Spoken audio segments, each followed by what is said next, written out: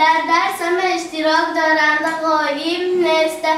با استفاده تخته الکترونی و اسلوب معاصر خوانندگان صنف چهارم گ مؤسسه تحصیلات میانه رقم 12 ناحیه باباجان غفورов من بعد درس می‌آموزند. نخستین درس ناحیوی را با استفاده این تجهیزات زمانوی آموزگار صنف‌های ابتدایی همین مکتب رخساره دادابویوا گذرانید. او پس از آموزش کورس‌های مخصوص نازکی‌های استفاده بردن تخته الکترونی را از خود کرد. چون آنها پیش از همه از خوانندگان اجرایش وظیفه خانگی پرسیده شد که با موضوع مو و آینه نیلگون بخشیده شد.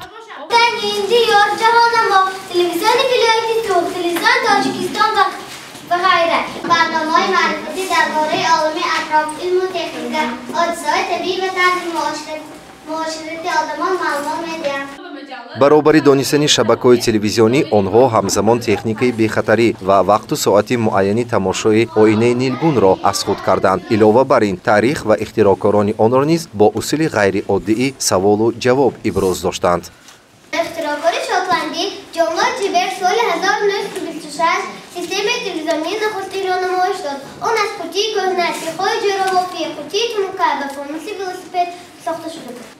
دو عدد تخته الکترونی توسط لایحه تشکیلات یوسعید تحت عنوان همراه بخوانیم دسترس گردید. اکنون هم خوانندگان صنف‌های ابتدایی و هم صنف‌های بالایی از آن هنگام درس‌ها وسیع استفاده برده می‌توانند. موضوع درس ناحیوی باشد کتاب و کتابخانه را در بر گرفت. معلمه رخساره دادابویوا قبلا ماهیت کتابخانه‌ها و تاریخ پیدایش آن را به طالب‌علمان نقل نمود.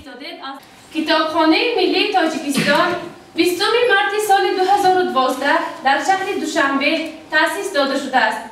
کتابخانه 40 تالار خوانش، 22 مخزن، مجلسگاه‌ها و چاپخانه دارد. در آنها بیش از 10 میلیون نسخه کتاب و دیگر مواد خطی نگهداری می‌شوند. خوانندگان در نوبت خود پیرامون کتاب و ارزش آن دانش و فکرهایشان را بیان ساختند. احتیاطکارانه را طلب می‌کند سادگی را دست بدهد. برای خواننده حقیقی شدن ما باید قاعده‌های استفاده کتابخانه را دانست. در رفته درس رخساره دادابویوا اصولهای تعلیمی صلاحیتناک را نیز جاری نمود. وی میگوید که با این گونه اصول معاصر درسگویی معلومات به معینه بچه‌ها تیزتر جایگیر می شود. در فرجام معلمه همراه طالب‌علمان نقشه پیشکی آماده شده ای درس و کار گروهی را نتیجه برداری کرد. دایره متن سوال جواب در ترتیب داده توانند و این مقصد نایل گردیدیم؟ در کدام لحظه درس محمدی؟ در وقت کار گروهی. یکچند مقصدهای ما در وقت کار گروهی اجرای خود را یافتند. مشاوره صنف‌های ابتدایی شعبه معارف ناحیه باباجان غفورов مطلوبه احسانова به درس ناحیوی که بار اول با استفاده تخته الکترونی صورت گرفت چنین ابراز اندیشه نمود. برای یک درسی که امروز برای ما نمایش دادید اول به آموزگار شما دادابویوا رخساره خانم و ماموریت مؤسسه اظهار مینت‌داری بیان می‌کنم و همه شما اظهار مینت‌داری کردیم. خیلی رسیدتون دانا چپخان نشان دادید. هم با باوری داریم که درس هر روزه شما با تخته‌های الکترونی خیلی می‌گذرد و شما از امکانیت‌های این تخته پورا استفاده می‌برید که دانش خودتان را سرقل دهید.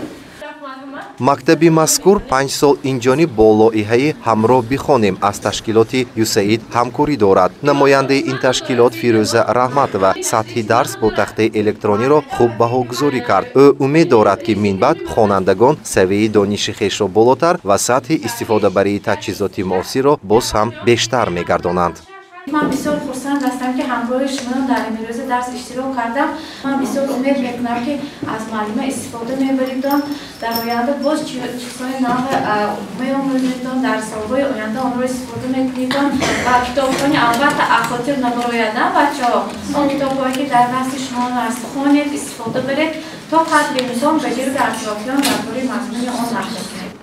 از رفت درس عیان گردید که طالب‌علمان به تخته الکترونی شوق زیاد پیدا کردند. این گونه واسطه‌های یاری رسانی معاصر امکانیت می‌دهد که نسل نورس هم قدم زمانه شده برای فتح قله‌های علم و دانش جد و جهد نمایند.